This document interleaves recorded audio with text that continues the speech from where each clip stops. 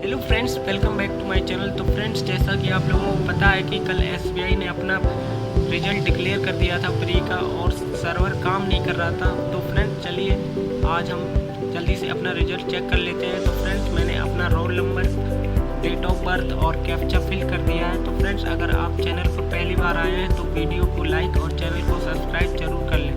तो फ्रेंड्स चलिए वीडियो शुरू करते हैं। तो फ्रेंड्स, जैसा कि आप देख सकते हैं, मैंने यूपी से अप्लाई किया था एससी कैटेगरी से, और मेरे जो अटेम्प्ट थे मैंने 65 अटेम्प्ट किए थे, और मेरे जो मार्क्स आए हैं वो 59 आए हैं। तो फ्रेंड्स, और जो इस बार एससी की कट ऑफ गई है वो 70 गई है, एसटी की 55.25 गई है, ओबीसी की 78 गई है, ईडब्ल्यूएस की 81.25 गई है, और जनरल की 81.50 गई है। तो फ्रेंड्स, आप देख सकते हैं पिछली साल जो एससी की यूपी में कट ऑफ गई थी वो 61 थी।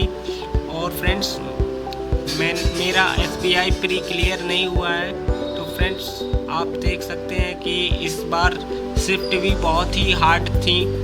फ्रेंड्स, मेरा 4th शिफ्ट में एग्ज़ाम था, और फ्रेंड्स इस बार नॉर्मलाइजेशन बिल्कुल भी नहीं हुआ। और फ्रेंड्स, मेरे जो अटैम्प्ट थे, मैंने मैथ्स में 17 अटैम्प्ट किए थे 100% एक्यूरेसी के साथ, रीजनिंग में 29 अटैम्प्ट थे, और इंग्लिश में 22 अटैम्प्ट किए थे, और मेरे जो मार्क्स आए हैं 59 मार्क्स आए हैं।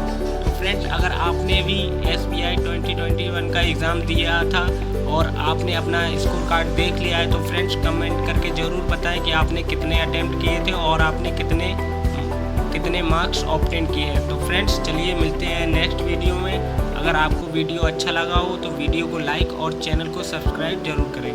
तो फ्रेंड्स, थैंक यू।